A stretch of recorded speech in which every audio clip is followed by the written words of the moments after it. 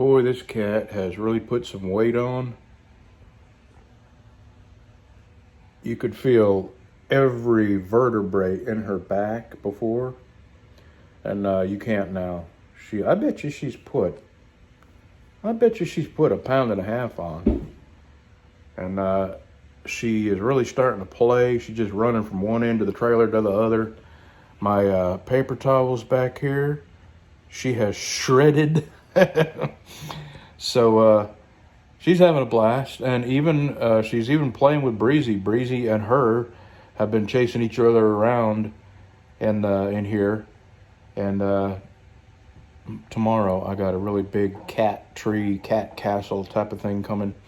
I'm gonna set it up in front of the window,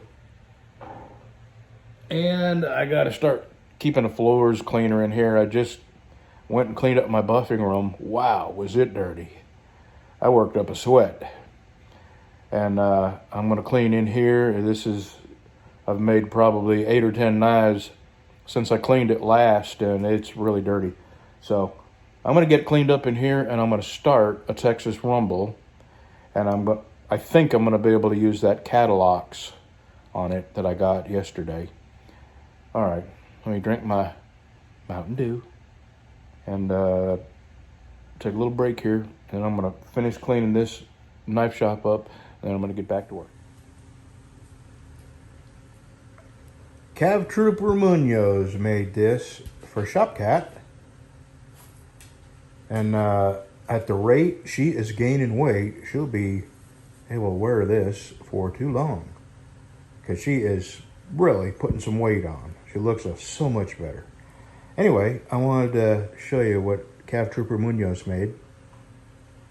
And God, I wish I could remember he has a leatherworking channel. I'm subscribed to it, but for the life of me, God, I can't remember it. If I can find it or remember it, I'll put it in the links. But Cav Trooper Munoz is his main channel, and I bet you he has a link from his main channel to his leatherworking channel. But if you need any leatherworking done, if you need a knife sheath made, he's your guy. Thanks very much, Cav Trooper. I appreciate it very much, and it won't be long for it's got 2 more holes.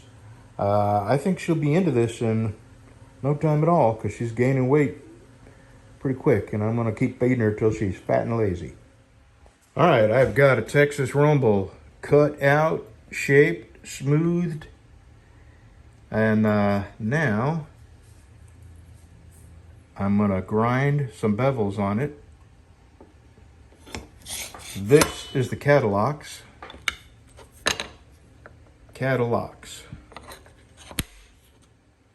And that's what that is going to look like. That is going to be pretty.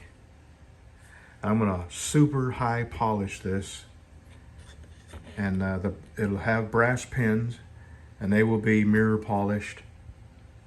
It's not spoken for. I'm just making this because I like making these. So between now and whenever, I get $350 for these, and the sheath will be, fancy and tooled and with a fade and all that. But it's going to be a lot of work, so it's going to be a long time before I get anywhere near done with this, because it's probably going to take a week of sanding, which I like to sand. So, and I'll be out here tomorrow. Today's Sunday. I'll be out here tomorrow too.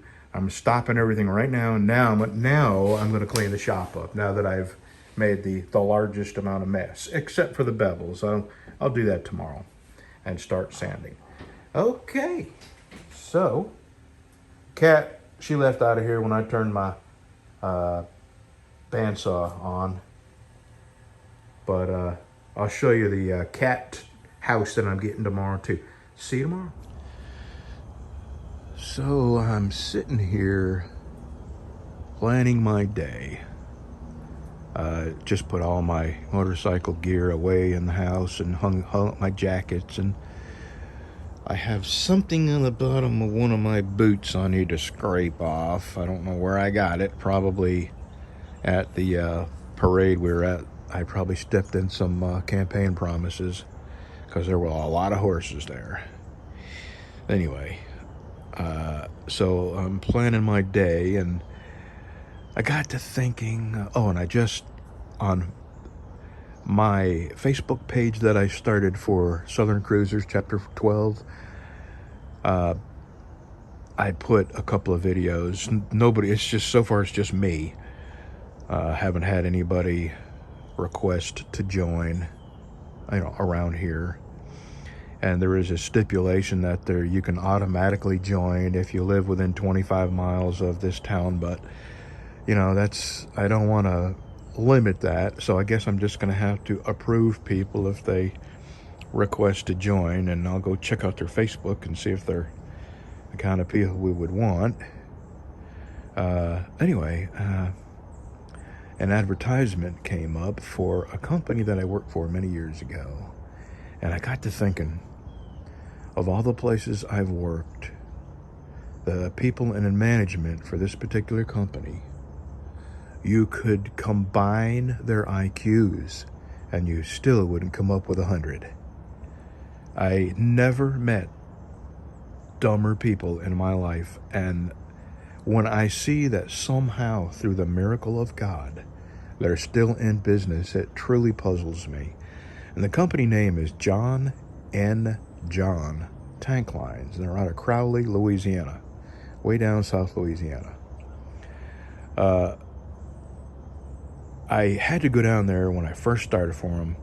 Had to go down there for orientation. So here was the trip. Here was the sign, the writing on the wall, the light that I should have seen. I'd take a bus down there. It was supposed to take me all the way to Crowley, and somebody was going to pick me up at the bus station and take me to the motel. Well, turns out the bus, which was Greyhound, didn't have enough passengers to go all the way to Crowley, even though I had purchased a ticket to Crowley, Louisiana. They made me get off the bus in Lake Charles, and that was it. They just dumped me off in Lake Charles, nowhere near Crowley. So I have no car. This was before cell phones. So I called the company and I told them that I was in Lake Charles, Louisiana, and that was as far as the bus was going to bring me. So this big company with terminals all over Louisiana, and took about 5 hours to send somebody out there to Lake Charles to pick me up. They bring me to the motel room, and the guy who picked me up, it was a white knuckle flight. He was a terrible, terrible driver. He was one of them people that put their foot to the floor and pass everybody, and then take their foot off the gas, and everybody who they just passed are passing him back. And then a few minutes later, his foot on the floor. It was like 85 miles an hour, 55 miles an hour, 85 miles an hour. I couldn't believe he was not even realizing he was doing this. It was a terrible, terrible driver. Finally, I make it to the motel. I go to bed. They told me they would be there at 8 o'clock to pick me up and bring me to orientation. I get up early. I go have the continental breakfast. I drink a cup of coffee. And I don't want to be late, so about 7:30, I go out and I wait in the lobby. And I wait, and I wait, and I wait. It's about 8:30. Nobody showed up. So I call them to make sure that I didn't somehow miss the person that was supposed to come pick me up. And no, they hadn't got anybody. This is South Louisiana, and I'm thinking this is the way they work in South Louisiana. Maybe, I don't know. It's my first ever dealing with anybody from South Louisiana. So 9 o'clock, 10 o'clock, nobody comes to pick me up. 11 o'clock, I call them. Now, I have, a wife at home waiting on me. I have things I got to do. My time is just as valuable as their time.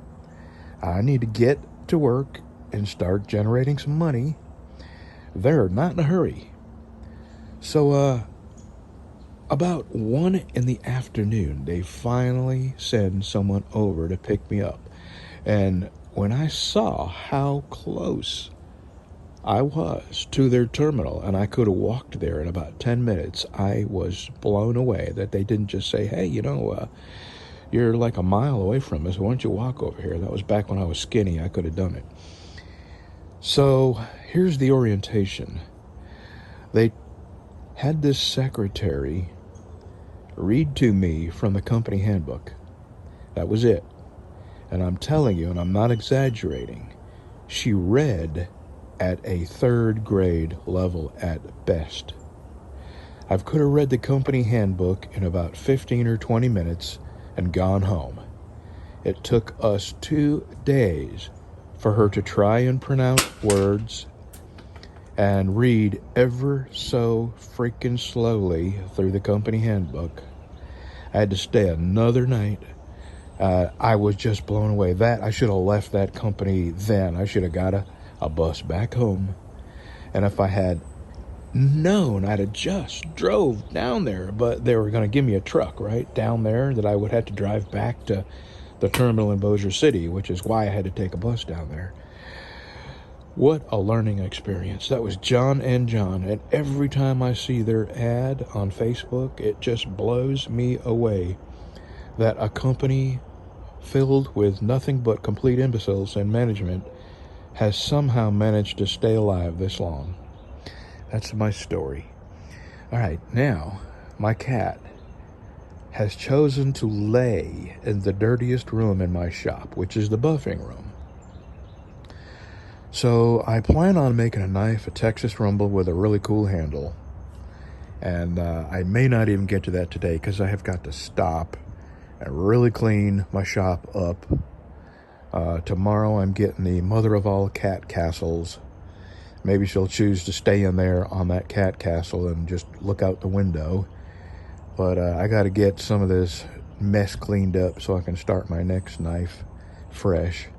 So I'm not even sure I'll get to that today. So, all right. Last cup of coffee, pet my dog, and we get the day started. Oh yeah, let me just add this about that company. My very first year there, they awarded me Driver of the Year. I think they had like 50 drivers, 60 drivers, and I got this plaque.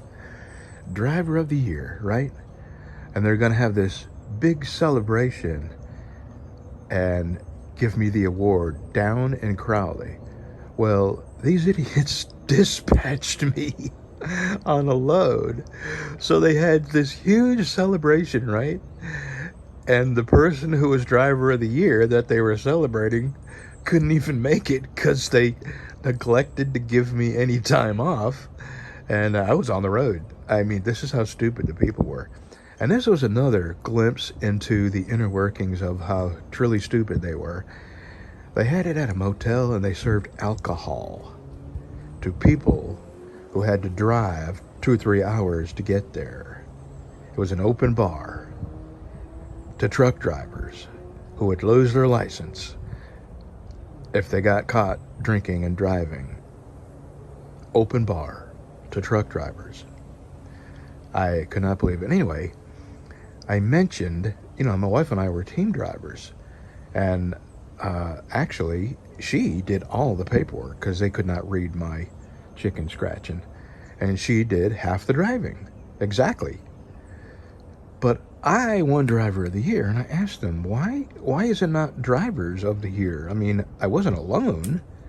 And my wife, in all reality, she should be Driver of the Year because she's the one that's done the paperwork. You never even seen my handwriting. She does the logbooks and the paperwork, and I don't know why it would not be Drivers of the Year instead of picking a driver of a team. And she said, well, maybe she was late. And I look at her to see if she was going to laugh, and I'm thinking, so 2 people in the same truck arrived at the same location at the exact same time, and only one of them might have been late? That's how stupid those people were. It was like working for an entire group of people that were in all the remedial classes and rode the short bus to school. Okay, yeah, that was a real eye-opening experience. Okay, now I'm done.